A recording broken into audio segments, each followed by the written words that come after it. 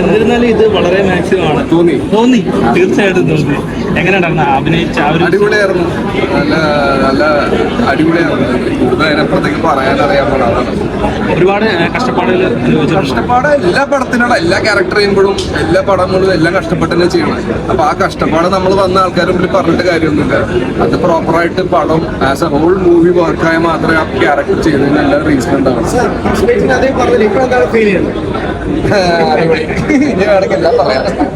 രാഹുലിന്റെ ഭൂതകാലം കണ്ടതിന് ശേഷമായിരിക്കും ചിത്രം അതോ രാഹുൽ ഇല്ല, ഞാൻ ഈ പടങ്ങളുടെ ഭൂതകാലം കണ്ടു.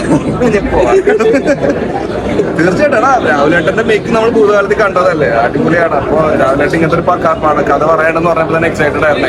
എന്തായിരിക്കും എങ്ങനെയായിരിക്കും. അപ്പൊ കഥയും കേട്ട് ഇതിൽ പോയി കഥയും കേട്ട് പിന്നെ മമ്മൂക്കയുടെ ലുക്ക് കാണിച്ചപ്പോഴേക്കും ഞാൻ കേട്ടു പൊളിയാണ്. ബ്ലാക്ക് ആൻഡ് വൈറ്റ് ആൾക്കാർ സ്വീകരിക്കുന്ന ഒരു പേടി ഉണ്ടായിരുന്നു.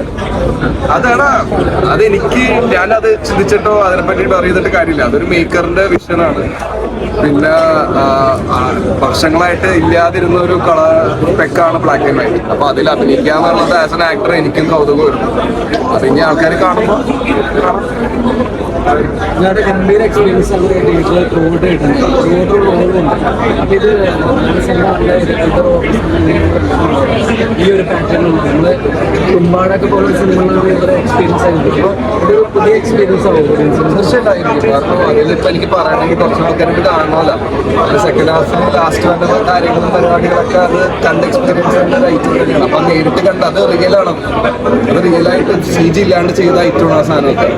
അപ്പൊ അതിന് നല്ല എക്സ്പെൻസീവായി നല്ല രീതിക്ക് ആ ചെക്കൻ പെർഫോം ചെയ്തിട്ടുണ്ട്. കളരിയൊക്കെ ചെയ്യുന്ന ഒരു ചെക്കനെ കൊണ്ട് ചെയ്യിപ്പിച്ചാണ്. അപ്പൊ അത് കാണുമ്പോൾ ബാക്കി തുറന്ന് പറയാൻ 2 ദിവസം കൂടി ഞാൻ പറയാം. ഇത് ഭയങ്കരമായിട്ട് ഡെപ്ത് വെച്ചിട്ട്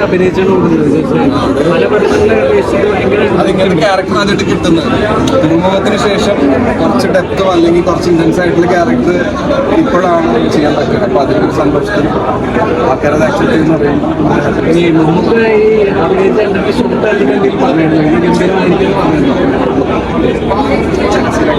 നന്നായിട്ടുള്ള നമ്മളങ്ങനെ ചോദിച്ചോളാം. മോശം എടുക്കാതെ പക്ഷെ പറയും ഹാപ്പിയാണ് എല്ലാവരും.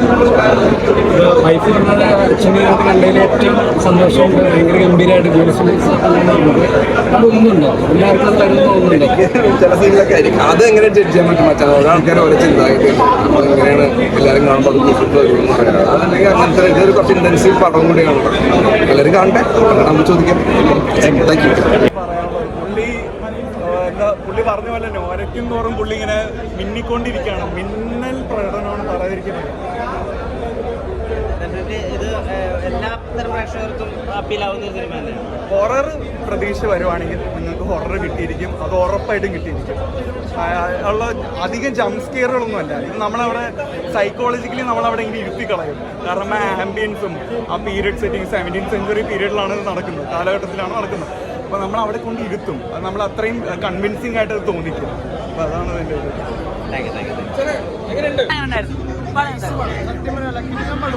സെക്കൻഡ് ഹാഫ് ഒരു നൈസ് ആണ്. പുള്ളി പടത്തിൽ എല്ലാവരും അഭിനയം വെറുതെ അർജുനാശോക്ക് വെറുതെ കിണ്ണനായിട്ട് നിൽക്കുന്നു. പടം പേടിപ്പിക്കുന്നുണ്ടോ? പേടിപ്പിക്കുന്നതല്ല, ഒരു പ്രത്യേകതരം ത്രില്ലർ പടമാണ്. മിസ്റ്ററി ത്രില്ലറാണ്. ഈ കൊടുത്തൊന്നും പറയാൻ നമുക്ക് പിന്നെ പറയണോ? നമ്മുടെ ആളല്ലേ 72ാം വയസ്സിൽ പുള്ളി കിടന്ന് നടക്കുന്ന നിങ്ങൾക്ക് പറയേണ്ട കാര്യമുണ്ടോ? പിന്നെ കണ്ടുനോക്ക്, എല്ലാം കണ്ടുനോക്ക്. പൈസക്ക് ഇറക്കാം.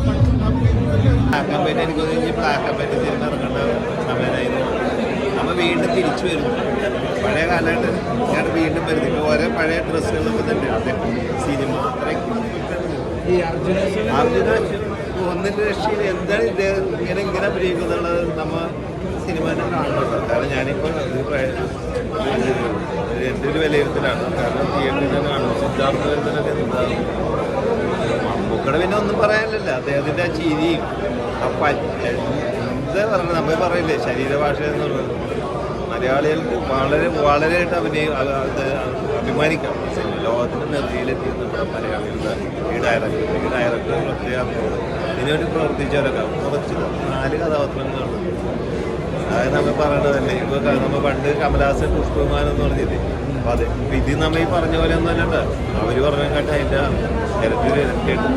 ഇതിന്റെ ഒരു സെക്കൻഡ് നമുക്ക് പറയാൻ പറ്റില്ല. കാരണം ഈ പടം അങ്ങനെ ഇതിന് വേണ്ടി തന്നെ അതൊന്നും നമുക്ക് പറയാൻ പറ്റില്ല. മറ്റുള്ള പടങ്ങൾ ഇറങ്ങുമ്പോൾ ഇപ്പൊ സെക്കൻഡ് പാർട്ടിന്റെ ഇറങ്ങുന്ന ആളൊന്നും കാണണം. കാരണം വന്നിട്ട് നമ്മ എന്തായാലും എല്ലാവരും തിയേറ്ററിൽ ഒന്ന് കാണാം. ആ തിയേറ്ററിന്റെ എങ്ങനെയാണെന്നുള്ള തിയേറ്റർ വളരെ ഒരു മുട്ടുസൂചി വീഴുന്ന നമ്മൾ പറയില്ലേ, ശബ്ദം കേൾക്കുന്നു. അതിന് മഴത്തുള്ളി വീഴുന്ന ആ ശബ്ദം തിയേറ്റർ വളരെ സൈഡ് എല്ലാവരും നല്ല ആസ്വദിച്ചു. പിന്നെ ഓരോരുത്തർ വിലയിരുത്തലല്ലേ എൻ്റെ അഭിപ്രായം ഞാൻ പറഞ്ഞു. എന്തായാലും മലയാളികൾക്ക് അഭിമാനിക്കണം. ബ്രഹ്മയുദ്ധത്തിനെ കുറിച്ചാണ് പറയാൻ പറ്റും. 2024 ഒരുപാട് ചിത്രങ്ങൾ ഇറങ്ങുന്നുണ്ട്. അതിൽ ഈ ബ്രഹ്മയുഗം എന്ന് പറഞ്ഞ ചിത്രം അതിൽ നിന്ന് വ്യത്യസ്തമായിട്ട് നമുക്ക് പറയാൻ തോന്നുന്നത് ബ്ലാക്ക് ആൻഡ് വൈറ്റ് ചിത്രം. രാഹുൽ സദാശിവൻ എന്ന ഡയറക്ടർ, നമ്മുടെ ഭൂതകാലം ചെയ്ത ആ ഡയറക്ടറിൻ്റെ ഈ ഒരു ബ്ലാക്ക് ആൻഡ് വൈറ്റ് ചിത്രം, നമ്മുടെ കാലഘട്ടത്തിൽ ബ്ലാക്ക് ആൻഡ് വൈറ്റ് ചിത്രം നമ്മൾ തിയേറ്ററിൽ നിന്ന് കണ്ടിട്ടില്ല. അപ്പോൾ ഇതൊരു നല്ലൊരു അനുഭവമായിരുന്നു. പ്രത്യേകിച്ച് മെഗാസ്റ്റാർ മമ്മൂക്ക, അതേപോലെ തന്നെ സിദ്ധാർത്ഥ് ഭരതൻ, അർജുന അശോകൻ, അങ്ങനെ അവർ 3 പേരും മത്സരിച്ച് അഭിനയിക്കും. മണികണ്ഠകാചാര്യ ഒരു വേഷം ചെയ്തിട്ടുണ്ട്. അമ്മാളുടെ എന്ന് പറഞ്ഞ നായിക, എല്ലാവരും നല്ല രീതിയിൽ തന്നെ ചെയ്തിട്ടുണ്ട്.